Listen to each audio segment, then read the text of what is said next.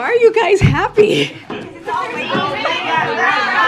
The ladies in the front row. And it's Friday. Oh my gosh. So then I'll just start in the back then. Look, the guys.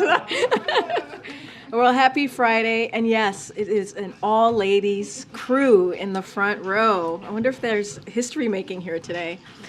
All right, good afternoon, everyone. Happy Friday. I'm not sure what's going on with Andrea here. Got it? You're good? Somebody's got audio. I'm so sorry. Yeah, it's Andrea. She's trying. She's trying, folks. All right. I don't see you very often, and when I do, you cause a ruckus.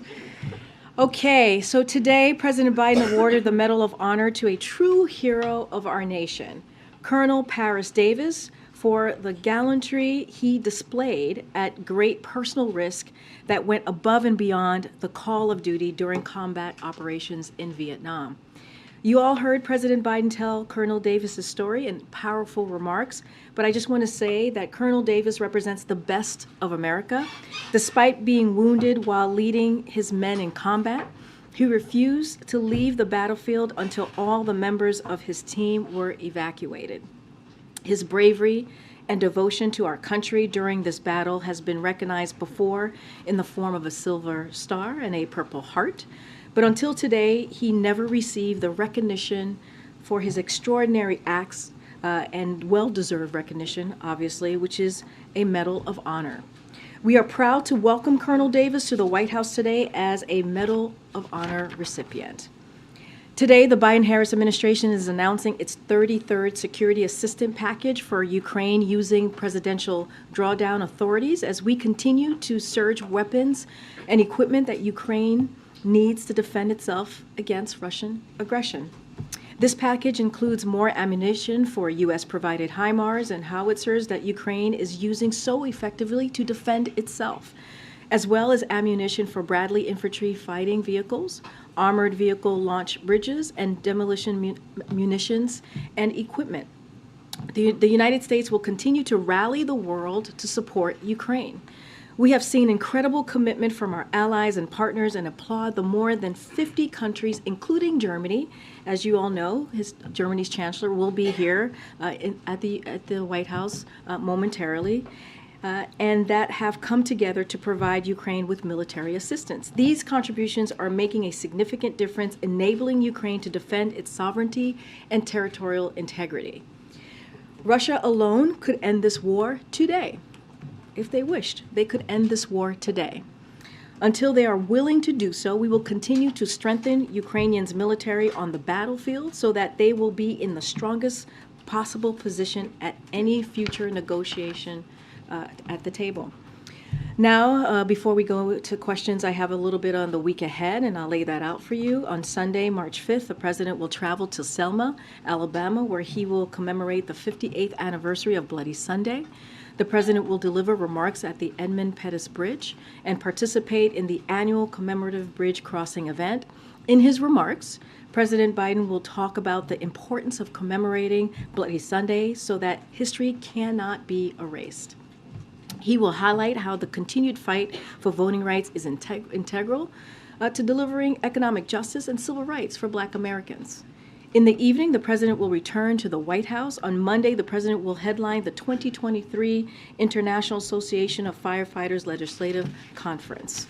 On Thursday, the president will release his budget. The budget will show how the president plans to invest in America, continue to lower costs for families, protect and strengthen Social Security and Medicare, reduce the deficit, and so much more. We will have, of course, more details to share with all of you next week. On Friday, the president will welcome President Ursula von der Leyen of the European Commission to the White House. The leaders will review the strong cooperation between the United States and the European Union to support Ukraine as it defends its sovereignty and democracy and to impose costs on Russia as for its aggression against Ukraine. They will also discuss U.S.-EU coordination to combat the climate crisis through investing in clean technology based on secure supply chains. The leaders will take stock of the Joint Task Force on Europe's Energy Security that they established 1 year ago, which has helped the EU reduce its dependence on Russian fossil fuels and accelerate its green transition. They will also discuss other international security challenges, including our work together to address the challenges posed by the People's Republic of Russia. With that, Colleen, good to see you. It's been a while. Thanks. You have the floor. Karine, it is your 100th press briefing. Oh my gosh. So I'm sure you're thrilled. congratulations. How do you feel about that? Oh my gosh. All right. Well, cheers. Cheers. So moving right along. I wanted to ask about the DC criminal code again. We've been hearing that some of the House Democrats feel like they got thrown under the bus a little bit by the president's decision not to step in on the effort to stop the overhaul, which is a lot of negatives, I understand, but I think you know where I'm going. So I wanted to know, did the president give them a heads up on the decision? Was there any sort of back and forth about it? So first, let me just say that the White House notified the members at the House retreat, as you know, that was earlier this week, or it's still happening in Baltimore. So that's number one. Number two, I do want to lay out that the president and the administration has a very close relationship with House Democrats and Senate Democrats as well. We have worked together. The president has worked very well with the members on delivering bold, historic pieces of legislation in his first 2 years of an administration, and is very proud of the relationship that he has with them. And our teams are constantly in communication with them. And so I'll leave that there. This is a very strong, important relationship for all of us here, including the president.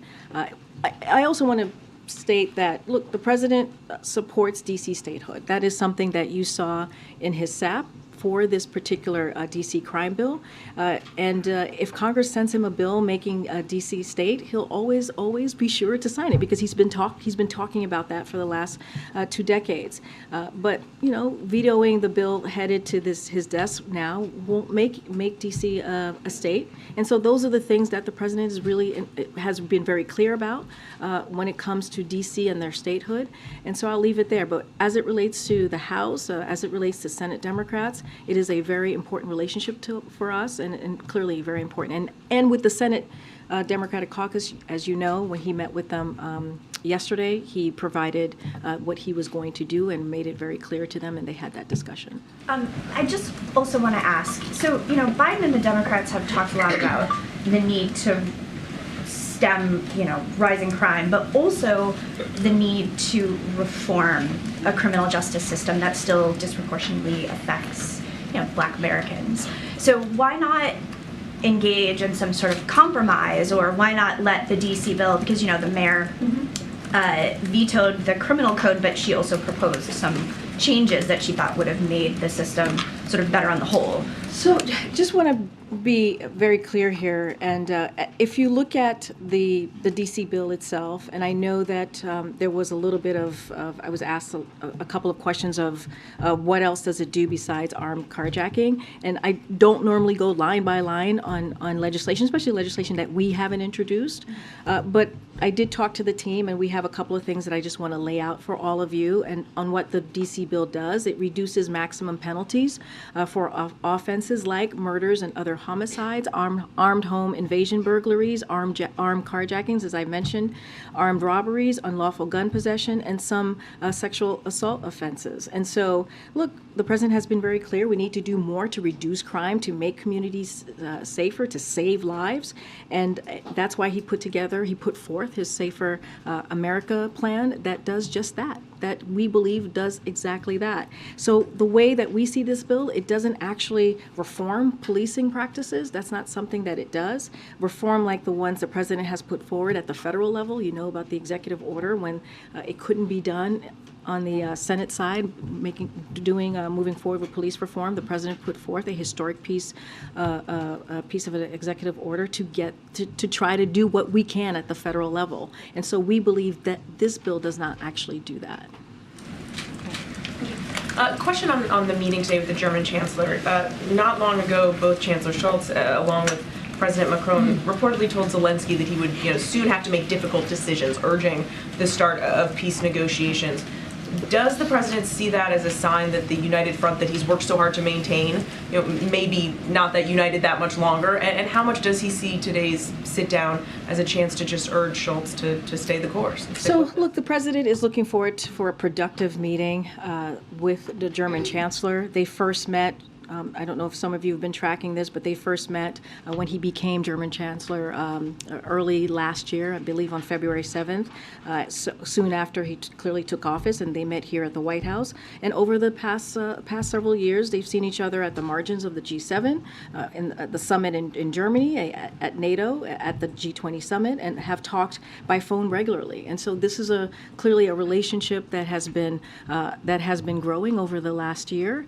And so, what we're seeing, how we see this meeting is a bilateral cooperation to talk about a range of issues, global security, economic issues, and at the forefront of this meeting that they're going to have, this bilat that they'll have pretty soon, it will be on Ukraine.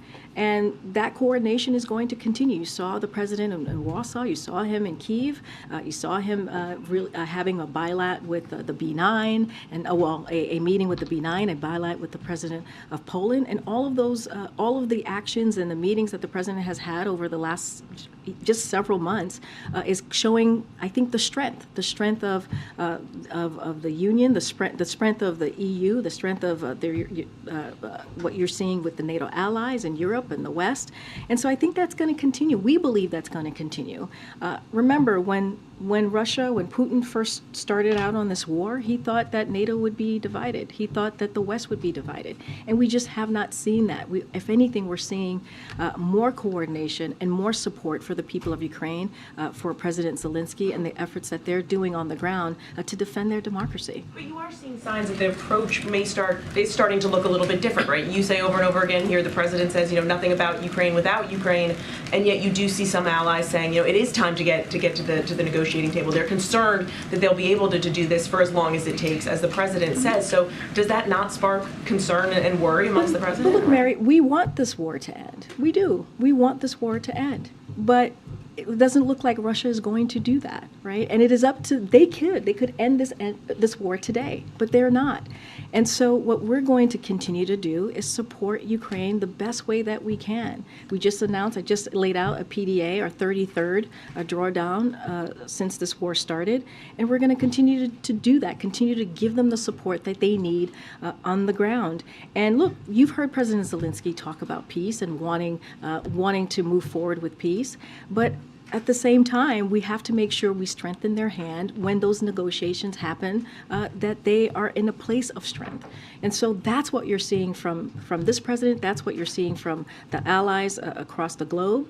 And you're going to see the president meeting with the German chancellor today. We're going to continue to show that supportive front, that coordination. They're going to have that discussion. And you saw that last week when the president was in Eastern Europe. I guess it's sort of a housekeeping matter, but has the president had a chance yet, or does he plan to speak with former President Carter or members of his family, given, I don't think they've spoken yet since the news of his hospice care? Yeah, I don't have a call to preview or to announce, as you know, and I've said this many times before, and I think many of you have reported this, that they've known each other since 1976. It's a relationship that has spanned many decades. The president certainly and the First Lady, their hearts are with President Carter and his family. I just don't have a conversation to preview at this time. Given the importance of that relationship, is it something?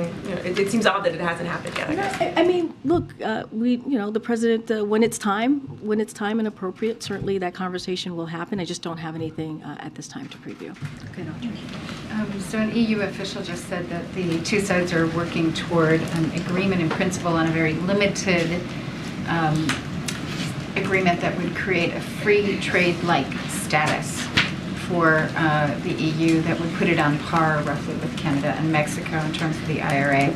Can you say anything more about your hopes for reaching some kind of a deal, at least on a very high level, when von der Leyen arrives next week? Yeah, I don't want to get ahead of that meeting. Clearly, that's going to be another important bilateral meeting focusing on the coordination, of course, on Ukraine and other important security issues and economic issues, as you just laid out, that both sides care about, right? The American Union and clearly the United States. As it relates to the IRA investments, the clean energy future will be invented and built and made in America. That's how we see the IRA's investment.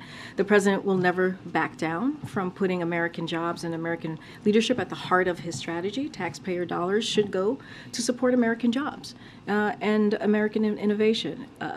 But the IRA's benefits expand beyond the U.S. Our investment will help drive down costs for clean energy, which will help other nations as well. That's how we see this important law that the president clearly fought tooth and nail for. And it's going to go further and faster in building their own clean energy economies. I'm not going to, again, get ahead of a meeting that's going to happen next week. But the president and we have been very clear on how important we feel the Inflation Reduction Act is.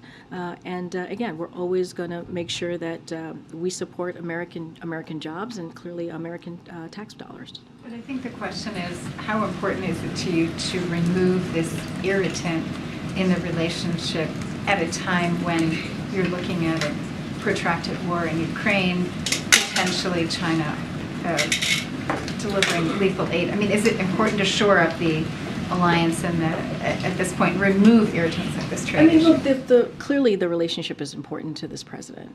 You have seen him across 2 years rebuild our relationship with our allies, something that was almost decimated in the last administration. We have a president who understands the importance of those types of foreign leadership relationships, who had them for many years before becoming president. And so, of course, we want to make sure there's a good working relationship, and you're going to see him continue to do that. Again, I don't want to get ahead of what the agenda is going to be or what's going to be discussed with the EU next week. Well, what I can say, it's an important conversation that will continue. They will have. It'll focus on clearly Ukraine, that continued coordination and support for the Ukrainian people as they are bravely fighting for their democracy. And just one on the domestic front, on the budget, to what extent are you expecting the care economy and all those proposals that got removed from the previous pieces of legislation to come back? Will we see those items come back in one by one? So I'm not going to get ahead of the president's budget. It's going to be released next Thursday, March 9th. But clearly the president remains committed to fighting for paid leave and child care policies. That is something, clearly he fought very hard for it in the beginning of the year as we were trying to move forward with that piece of legislation. And we believe fighting for what I just mentioned, paid leave and child care, is going to help grow the economy. It's going to help give American families and Americans across the country a little bit of a breathing room. But again, I'm just not going to get ahead of the president's budget that will be out next week. Thanks, Karine. Just following up on Colleen's question on the D.C. crime bill, the House Democrats who are expressing anger and frustration, they are in part saying that they wish they had known sooner what the president's position would be. As you know, a whole bunch of House Democrats already voted against the bill. Why didn't the White House make this position clear before that vote had taken place in the House? So look, when we put out the SAP, I think it was around the State of the Union, I think that's when the SAP came out, we were very clear on where the president was, which is making sure that he continues his commitment to D.C. statehood. And that's what you saw in that SAP, in that support for D.C. statehood. And at the time, many times, even earlier this week, many of you were asking me, I think your colleague was asking me, which direction the president was going to go. And he never made that clear in that SAP. And I think as it was becoming, we always let the process in Congress go through, right? Whatever mechanism they take, however it moves forward. So we're always very clear and careful about that. But as it now looks like it was going to come to his desk, we wanted to communicate where we were going to go. We wanted to communicate how the president was going to move forward with this particular bill, and we did, and we laid that out. We're explaining that now why he is moving forward in that way, and the White House and congressional Democrats, as we have known, have come together on many different things to deliver for the American people, and the president wants to continue to do so. I guess, the president supports DC statehood. He's been clear about that, but he's not going to veto this bill from Congress, which does amount to Congress sort of meddling in DC's own governance, right? So how do you square that circle? Both things can't be true. No, we believe both things can be true. Look, right now, DC is not a state. This is coming to the president, right? This is something that's coming to his desk, and he has to take action. I just laid out a moment ago to Colleen why we felt that this bill doesn't actually deal with police reform.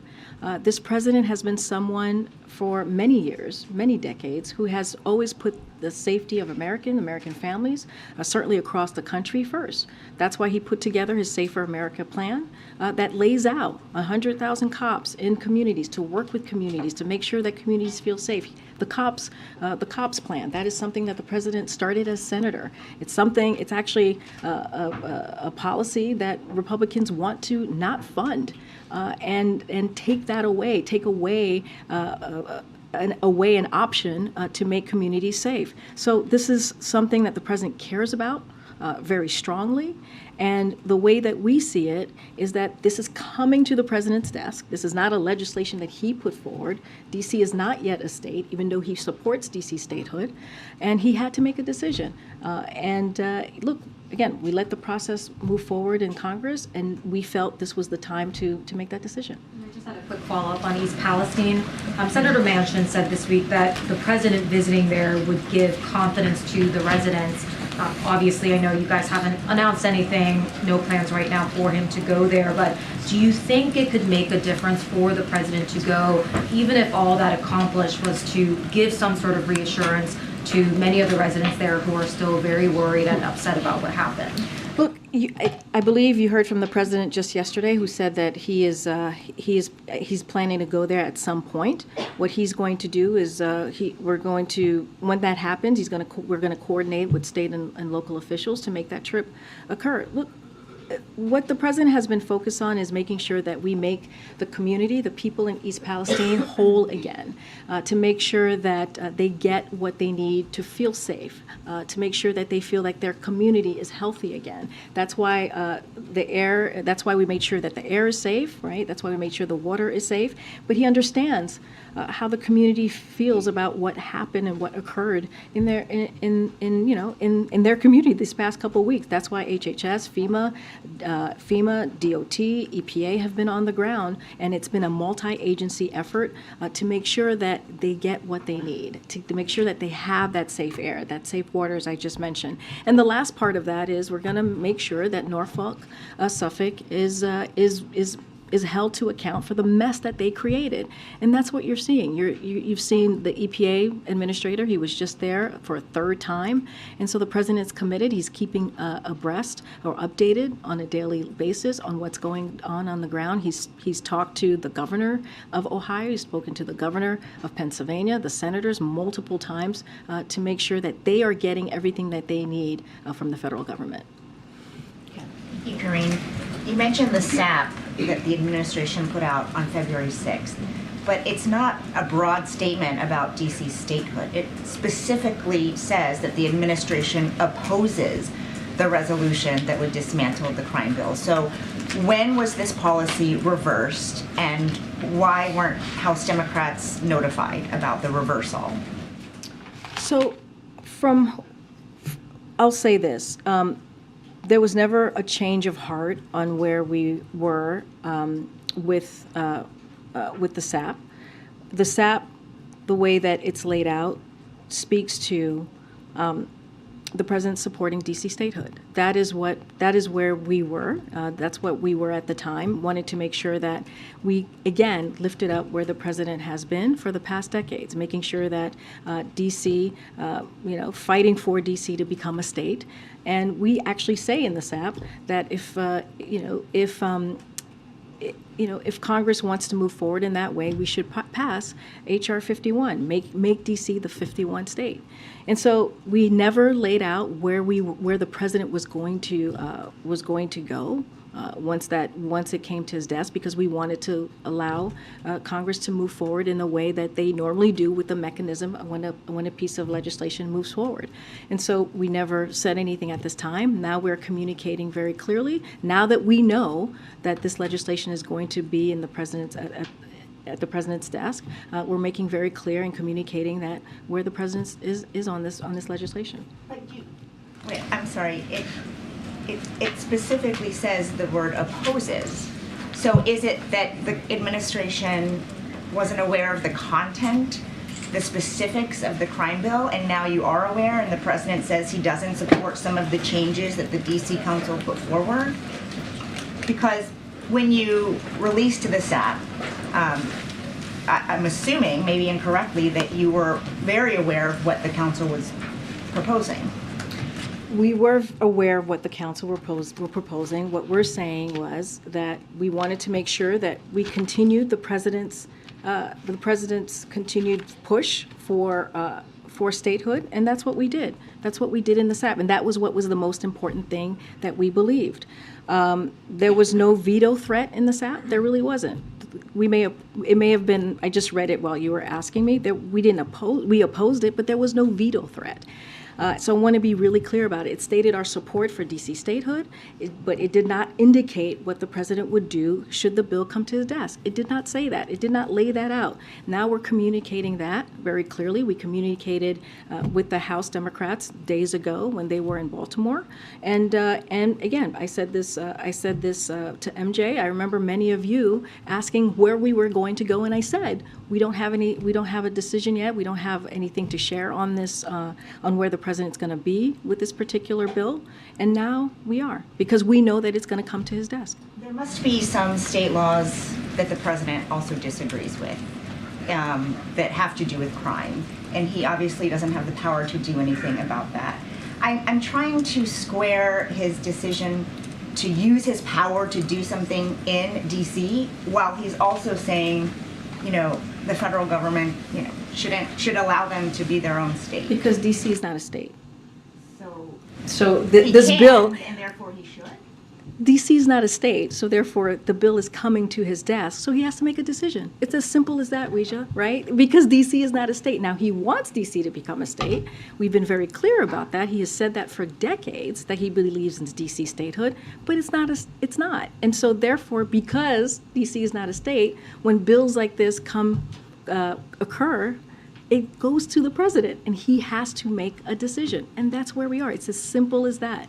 Now, if D.C. becomes a state, yes, the president believes that it should be governing, city should be governing on its own. That's what he believes. But until then, they shouldn't. But Weija, D.C. is not a state. Right, but he has the, I'm asking because he does have an option to veto. That is one action he could take. But again, this is a president that believes in keeping communities safe. He believes in keeping the 700,000 residents in D.C. safe. And so he's taking that action because it's coming to him. We didn't put this legislation to get forth. This is not our legislation. This is a legislation that is coming before the President of the United States because D.C. is not a state. It's just not. So he has to make a decision. So he's going to make a decision that will help the residents of D.C., that will deliver for the residents of D.C. And it's as simple as that. Thank you. I'm seeing two perhaps parallels here in the discussion about the SAP, which is the Statement of Administration Policy. Isn't it really boiling down to there was one train here that was saying that the administration opposed this, and then really when the recognition takes place, this would make the president look tough on crime, that the wheels stopped, and now you have a new position. Isn't that really what happened here? What I can tell you what happened is that there was no change of heart. yes, in the language, I just read it read it again as Weija was asking her question. There was the word oppose, but we never indicated, which is not unusual. It is not unusual for the SAP for the president to not indicate if he will veto or if he will sign. It is not unusual to do that. Now that we know that it's going to come to his desk, we're communicating that very clearly. The president communicated that with all of you yesterday. And so now we have made a decision on where we're going to go with this particular piece of legislation. Because, those of us who cover this read these things all the time. The general public may not even know what we're talking about here. No, but it seems like pretty sure they're not. Yes. So I'm pretty sure there was a bureaucratic push in one direction on this, and then when it reached a certain point, and crime is a big issue in America in certain cities. We saw it reflected in the election in Chicago. We know it's a concern. It's been a concern in the city that many of us live in here. And then boom, the president has to make a decision, and he's going a different direction than the administration set up. Isn't it really just that simple? I wouldn't say it's that simple. First of all, let me just step back for a second. This is, when you look at crime and the rise of crime over the last couple of years, this is something that the president inherited, and he took action, right, with Safer America plan and making sure that he did everything that he can using the tools that he has in federal government to put forth a plan that will keep communities safe. I talked about the 100,000 cops to put them in communities, working with communities to make sure communities feel safe. And that's not just that. There's the COPS program, right? And we're going to see from the president's budget how his commitment to that, to his commitment to COPS. What we are seeing is we saw D.C. Council put forth a piece of legislation. They're not a state. They went through their processes, right? They went through their mechanics. It ended up in Congress. We put out a SAP saying, yes, we oppose it, but also we support D.C. statehood. That's what it says in our SAP. But we never indicated from that where the president was going to go, because we were also letting that process play out in Congress. Now that we know that it's coming to the desk of the president, we're communicating where the president stands on this piece of the D.C. crime bill, this piece of legislation. The other sharp turn quickly Yeah. On East Palestine. Not going to go, not visiting, no plans to visit. Not at this Okay. time, as But you heard from the president. himself says, okay, we're going to go there at some point. At some point. Okay, Yep. so there's a political critical mass that has been building, and it would appear that this is one of those national events where people will not be satisfied until the president himself goes there, even if you have all of your important cabinet level officials go. So it also appears as if not going to go, okay, now we're going to go. So what are the factors that will be required for the president to go? Is it a specific deliverable that he can bring? Is it a specific invitation from local officials? Is it a certain kind of window where he will feel comfortable? Well, he already got an invitation from the governor. I think you heard the governor said he's welcome to come to Ohio. He's been to Ohio many times before during his administration, so it's not unusual for him to go there.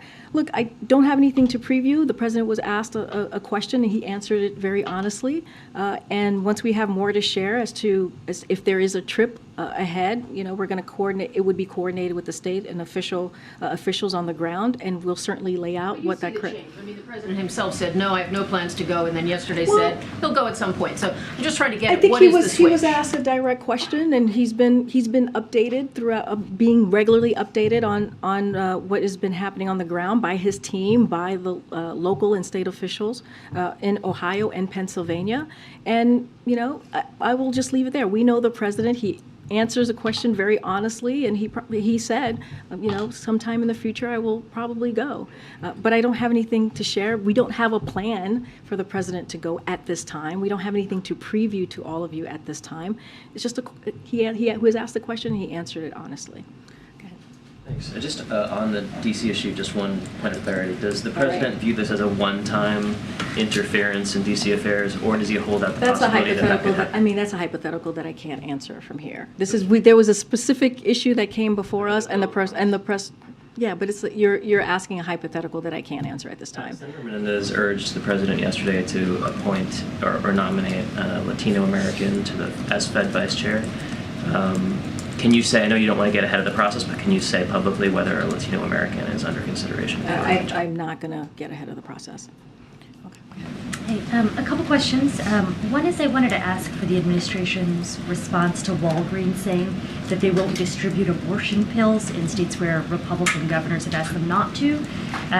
Want to know what you all are thinking, and are you concerned that other pharmacies who have been threatened with potential legal action will follow suit? Yeah, I have a statement here that I want to read out to all of you. So elected officials targeting pharmacies and their ability to provide women with access to safe, effective, and FDA-approved medication is dangerous and just unacceptable. We've said this before. I've said this before. This pill that has been on the market for more than 2 decades, and is regularly used for both miscarriage and management and abortion, as also it's used in more than 60 countries. The Department of Justice has already independently issued an opinion related to this issue that is at odds with this dangerous effort. This is all a part of a continued effort by anti-abortion extremists who want to use this arcane law to impose a backdoor ban on abortion. The administration will continue to stand by the FDA's expert judgment in approving and regulating medications, and in the face of barriers to access and concerns about safety of patients, healthcare providers, and pharmacists, we will continue to support access to this critical medication within the limits of the law, which is why the President issued his January recent presidential memorandum that aims to preserve continued access to a safe drug that, and will emphasize again, is used for miscarriage management and abortion. So that is what we wanted to say on the Walgreens front. So it sounds like you all think it's dangerous. Are there any sort of mechanisms that you see for continuing to provide access in those cases? Has the White House been in touch, or the administration been in touch with Walgreens? I mean, it's a huge pharmacy throughout much of the country. No, totally. I totally understand, which is why we're saying this is unfortunately unacceptable and dangerous. Look, the Department of Justice is independently issued an opinion related to this. I'm not going to get ahead of that, or I'll just, make sure, refer you to that. But I'm just not going to have anything more than what I just laid out. Shifting gears totally, I wanted to ask you about inflation. The Fed said today, actually, in its semi-annual report to Congress, it suggested that more rate hikes would be needed to curb inflation. And I know you all have been fairly confident that inflation is slowing and that this would all lead to a soft landing. I'm curious if you all still feel that a soft landing is possible, and if so, can you help me understand why you are so confident in that assessment? And we have said that there's going to be it's going to go into a steady and stable growth, and sometimes there'll be some up and downs, right? We have been very clear about that. I think the last Brian Deese's last briefing, he actually laid that out for all of you. Look, the way that we see it, and the reason why we feel very confident in this, is that the president's economic agenda, the way that we see it, and others have as well, is that it's making progress to bring inflation down. You have inflation that's down by 30% from last summer, but we always understand that there's more work to do. And we also understand that the way that we got here is because of COVID-19. It's because of Russia's war against Ukraine. All of those things have disrupted global energy, food supplies, and caused inflation to spike around the world. But the president's going to continue to do everything that he can to lower costs. You're going to see his March 9th budget in less than a week at this point. We helped to lower gas prices by $1.60. It is now by $1.60 a gallon from its peak from Putin's war. The real wages are higher than they were 7 months ago, and so we're going to continue to do that. Let's not forget when we think about the pieces of legislation that were passed under this president, capping insulin by $35 per month for seniors on Medicare. Those are the things that matter. Now we see pharma companies like Eli Lilly doing the same, but for all Americans, capping at $35. Those are the things that we're going to continue to work on to lower costs for people. And so again, you're going to see the president's budget next week. But the data shows us how inflation has been moderating over the last 6 months, and we think that's important to speak to. I mean, it's been, I would say, rather sticky. Well, and that's why we say we have more work to do. We're not saying that we don't have more work to do. We say this every time we talk about inflation, every time we talk about the economy, we say that there's more work to do. That's why the president takes extra steps, like the IRA, takes extra steps to make sure that we bring down costs for the American family. But the data shows it has indeed moderated, and so that's what we look at. That to your question, original question, that what gives us some encouragement that we will get to that steady and stable growth. I just want to go back to the bilateral. Last time Chancellor Scholz was here was just a few weeks before the start of the war. Yeah. Back then, in the lead up to the invasion, there was really an effort by the president to sort of gather up support, unite the allies, and be prepared to sort of react as quickly as possible with sanctions, with help to Ukraine. Are these similar conversations happening right now between the U.S. and European allies, other allies, to be ready for the possibility that China sends weapons to Russia, and to be ready to act quickly the way they were ready to act quickly a year ago? So first of all, as you know, they had a G7 call just last week. The president was in Ukraine, and he was also in Poland. There's constant communication with our allies that the president is having. It doesn't. They're not one-offs here. They are consistent and they are continuous. And so I just want to be very clear there. And look, we have said this over and over again. We have not, we have not seen any.